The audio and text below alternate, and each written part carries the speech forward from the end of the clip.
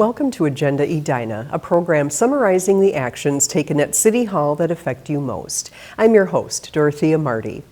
Doing a bit of housekeeping, the city recently amended its zoning ordinance to clarify how setbacks are measured in the Greater Southdale District. In the summer of 2020, the City Council amended the setback requirement for buildings on France and York Avenues to 50 feet from the curb. On all other streets, the setback is to be 30 feet from the curb. The intent of the change was to encourage green space, landscaping, and safe pedestrian movement in front of buildings. This opposed to parking lots and vehicle drive aisles that the previous regulations created in the district. Due to an oversight when the amendment was adopted, the definition section of the ordinance was not updated to match. The most recent amendment brings everything into alignment. And that was a recommendation that came from the Greater Southdale Area Working Group when we did a large area plan for this district.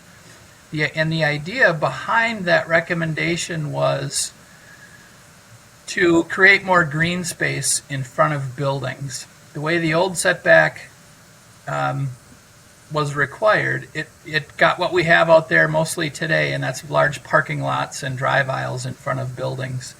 Also in the ordinance, a new regulation for impervious surfaces was established, and building coverage was clarified to eliminate patios and recreation facilities like tennis courts.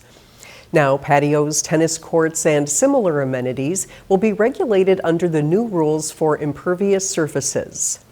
The requirement to install a basement with any new single-family home was eliminated. Finally, the 1-foot rule was revised. For several years, City Code has required the first floor elevation of a new home not exceed the first floor elevation of the previous home on the site by more than 1 foot.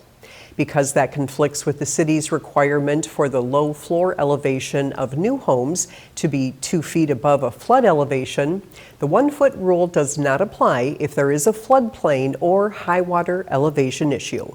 That ordinance went into effect in 2014, and the city we've had a number of variances to that 1-foot rule over the years. So we figured rather than processing variance, which becomes very time consuming for the resident, that we would amend the code